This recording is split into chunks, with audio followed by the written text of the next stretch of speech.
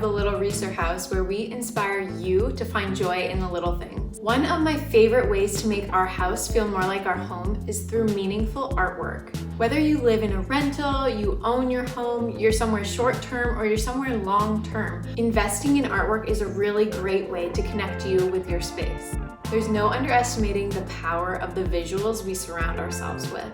The visuals in our home should tell our story, open up conversations, and ultimately bring us joy.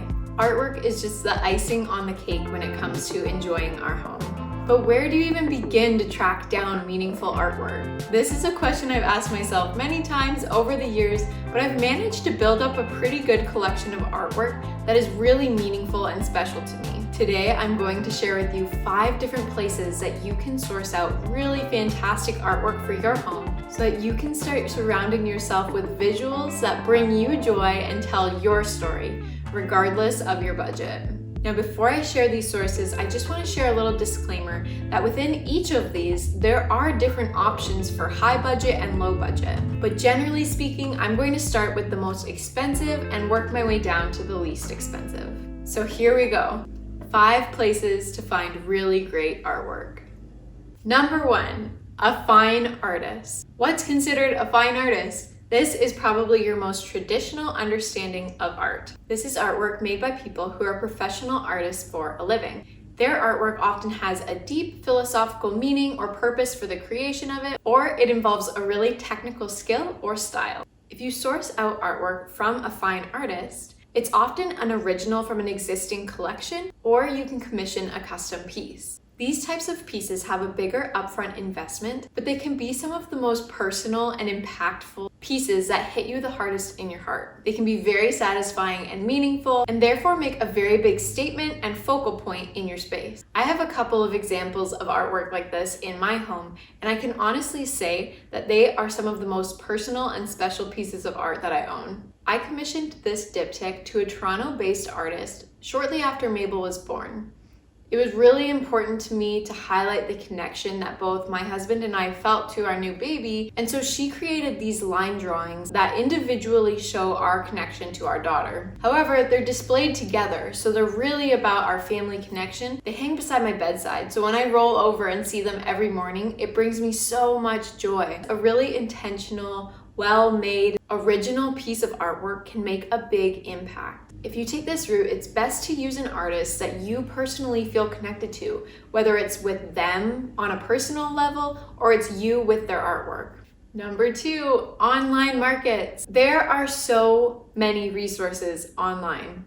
Artists make their artwork more accessible by offering copies of an original. Art prints give you the opportunity to purchase a beautiful piece of artwork, but at a fraction of the cost. When you purchase from an online market, the investment can range broadly depending on the piece of art, the size, the artist, where it's coming from. However, there's a lot of option to browse through. It gives you the opportunity to learn about and support artists from the other side of the world, and the lower upfront cost usually means that you can change it out a little more frequently and not feel as guilty about it. Some great sites I like to start on are Etsy, Society6, Juniper Print Shop, and the Poster Club. But there are endless more out there. In our own home, we have multiple pieces of artwork that I purchased online. This set of posters hangs in Mabel's room above her crib.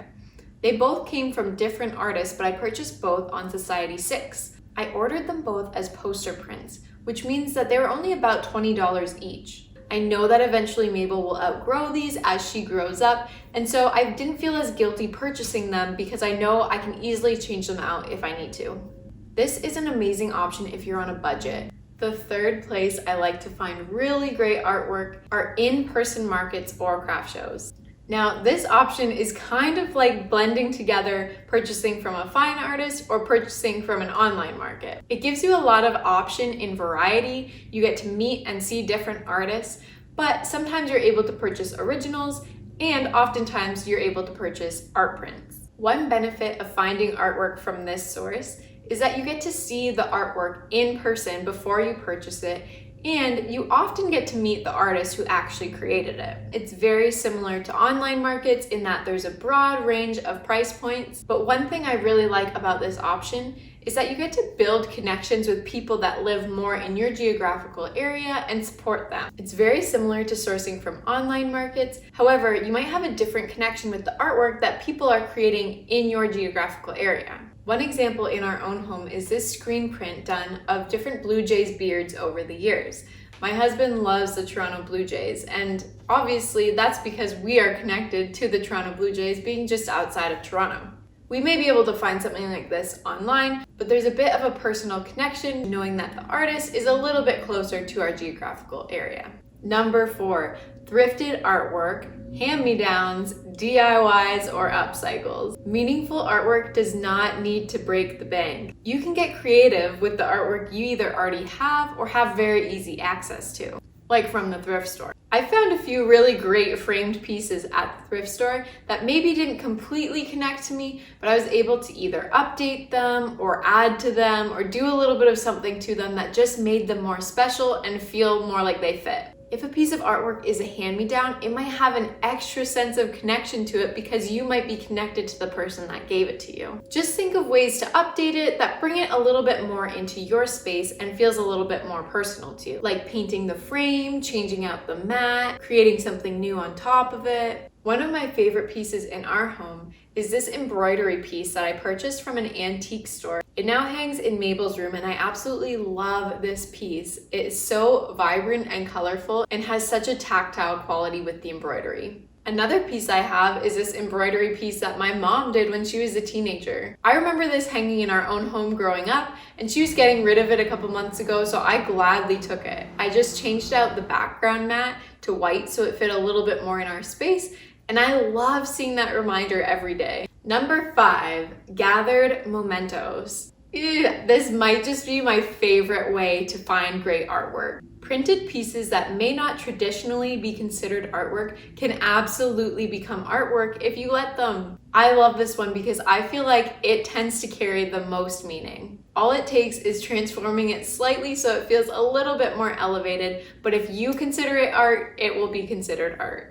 So what printed objects are we talking about? It could be anything that's meaningful or special to you. I have artworks in my home that are old historical newspaper ads, greeting card fronts, handwritten recipes, calendar prints, or even a wrapping paper print. I like to frame these pieces so they feel a little bit more intentional, but there are many ways you could display them. You could simply hang them on your fridge or put them on a mood board. Get creative and think outside the box. Bonus!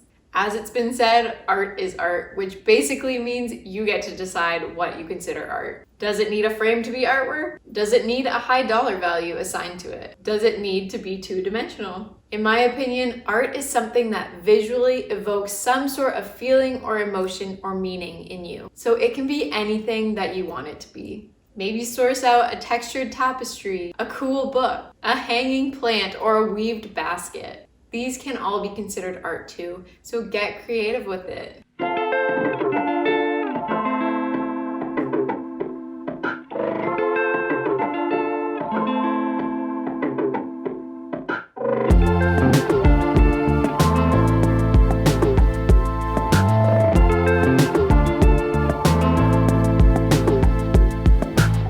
I hope today you gathered some inspiration to find artwork for your home that carries a meaning for you. If you enjoyed this video, hit the like button and share with me some of your favorite pieces of artwork and where you found them in the comments below. And as always, make sure you subscribe to our channel if you want to see more videos like this. Remember, the good things in life are the little things, like hanging a meaningful piece of art on your walls. Bye, friends.